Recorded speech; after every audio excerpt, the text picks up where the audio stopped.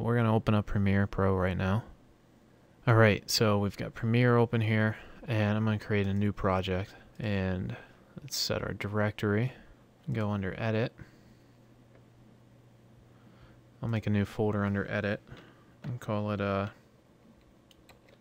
just call it Premiere so we can handle all of our project files.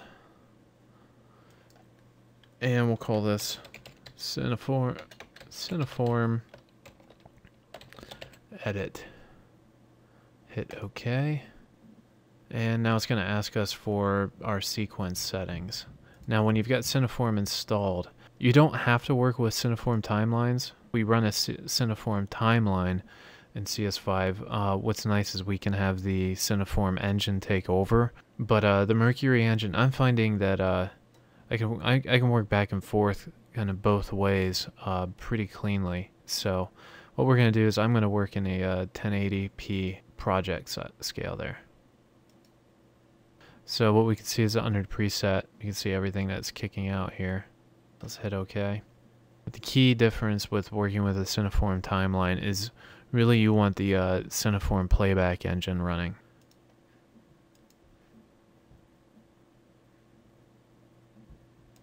I'm going to go under player settings here. So here we go. I've got Adobe Player, and then I've got the CF-RT playback. That's Cineform real-time playback. I'm going to select that and hit OK. Alright, so now let's import some footage. I'm going to double click. And I'm going to go back up here to Edit, go into Footage. I'm just going to select that folder there, and I'm going to import the whole thing. And this is what's nice for an online offline. Or if we're working with, you know, the RAW versus the Express files, I can just import folders and then I can flip those folders up later on. So it can be as easy as, you know, I can offline everything inside of here, or I can change a folder name outside of there with just putting you know, like a 1 on it or something like that. Which, you know, Premiere will then fail to find that footage, and I can relocate it in the other directories where I need to. So, so what we've got, here's our big RAW file, here's our Express file, and then we've got our 7D, 5D, and our EX1 files. Now these are all Cineform AVIs. Now that we've got that stuff set up in there, let's open one of these up. You can see we're getting, you know, playback's nice and smooth there. Now let's go under, let's take a look under playback settings though. So right now I'm in my source monitor, and it does matter for both of them. So under playback resolution, you want to set this, you know, typically you don't want it to be full. You know, half should be good for, you know, as long as you got a pretty decent computer. And then under playback settings, if you want to, you know, you can disable OpenGL. Today I'm running a GeForce card. Actually, my Quadro card is in the shop. They really leverage some good stuff off the Quadro cards with the professional drivers. We're fine with leaving disabled OpenGL off for the internal window. Over here we can set standard full screen if we want, which what that'll do is if you got a second monitor up, it'll throw it up over there. And of course we've got the ability to do some really cool stuff with 3D, which we're not doing any of that today. I'm going to leave this disabled since you guys can't see it anyway. Hit OK. And then over here, I'm going to do the same thing. I'm going to check my settings. So we're fine keeping everything off there. There's no reason to swap channels or anything. Now if I've got one of the bigger, like a 4800 NVIDIA Quadro 4800 or something like that, that's going to have dual link SDI out of it, I can enable a bunch of options for, you know, kicking out to like HD cam SR tape or an additional monitor, you know, for playback or anything like that too. So we're okay there. And what you can see is I can set an in point, an out point, and let's lay it down in the timeline. And we got our footage up here now. So as you can see, We're getting a good playback there. We've got the original this is all the original footage here. Nothing's activated here. We'll just take a look. Yeah, everything's clean off of these files right now. So we've got some good playback. Good. So that's really about as easy as it is to get your footage in here and start working with it. There's not a whole lot of setup or anything like that you need to worry about. So you can jump into your playback settings here, and by default, these are the this is the Cineform real-time engine that's popping up here. And always, I mean, one tip while we're on the subject of real-time playback, their engine and everything, when you've got Cineform installed, like, it's doing a good job now of popping up whenever they've got an update, a new release. Make sure just with the nature of like all the different editing programs and how often they're updating and all the different footage it's updating constantly, camera flavors, there's just such a wide range of bugs, and the power that Cineform gives you with that, there's also the responsibility to make sure you're updating your software, because you will find some bugs. So, but these guys are, their support team is great. They do a really nice job. I can't recommend enough taking a look here too. Let me pull this up. Cineform.blogspot.com. That's David Newman's blog. Do not be afraid to check that out. So it's a great blog. And then, like I said earlier, there's techblog.cineform.com, which has some pretty good instructional information there. And the other one is dvinfo.net/forum. See if we can get that to load up. And let's see, it should be about halfway down the page here. Pretty big. All right, there we go.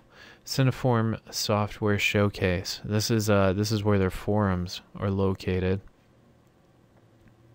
You can see they're pretty active. And what's nice is the guys involved here are always very active in answering them, especially David Newman himself, the CTO. So he's definitely a major voice and becoming a major proponent for stuff like 3D. Stereoscopic video and just what its possibilities are, digital intermediates, and has really taken Cineform in a pretty good direction. So you can find out a ton of information here. Chances are somebody's asked a question that you're thinking of. Check it out. So I'm gonna show you real quick here, like what this how playback works with RAW inside of here. See, it's chunking along. If I turn my playback resolution down to, let's try 1/16. There we go. It's much better. It's definitely not looking great, but I mean that's nice. We've got active metadata on right now. We can see that. Now I will warn you though that I've noticed the timeline can get a little bit unstable. I've seen if you're mixing RAW with standard Cineform files. That's why I really do recommend the online offline. Try to work in one flavor. So 422 mixing with 444 Cineform file seems to be pretty reliable. This one here is the Express file. I can turn my playback resolution. Heck, I can turn it up to full on it. It's not going to have an issue. But send in point, and we'll set our out point, and let's punch it down the timeline, and I'm gonna page down and comma to insert it, and let's take a look at the 7D file. Let's scrub through here. See, scrubbing's just very smooth. There we go, set her in, grabs them, set her out, drop it in. Someday I'll get to that.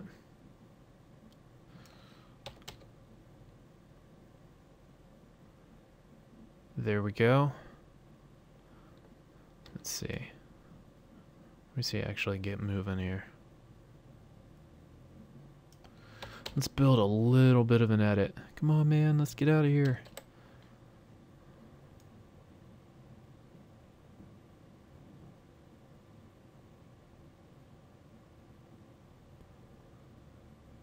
Alright, so we got him circling. Let's drag this forward.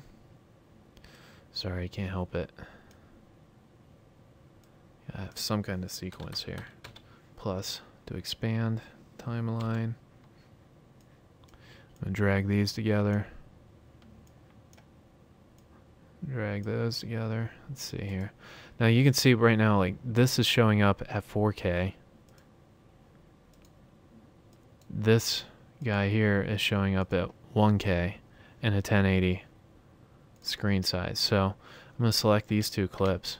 Can hold down Shift and select them both. Right click, and I'm going to go up to scale to frame size. What that'll do is that'll pop that right up there, and it'll shrink this guy down.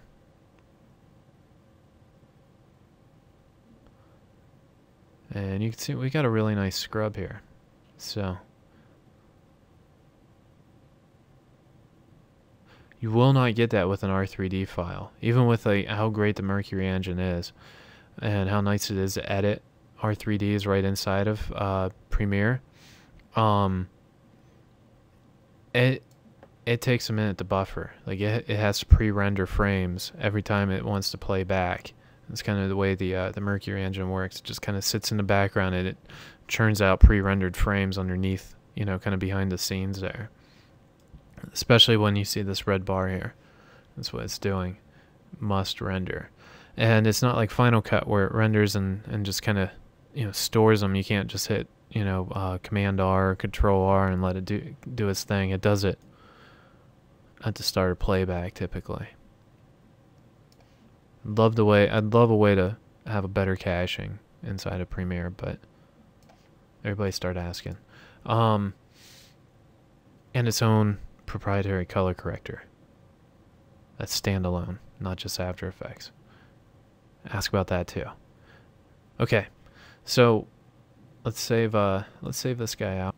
Control S. That's really about it for inside Premiere. Let's take a look now, though, at how we would be using Premiere and First Light together. So I'm going to go ahead and close this down, and we'll get First Light opened up.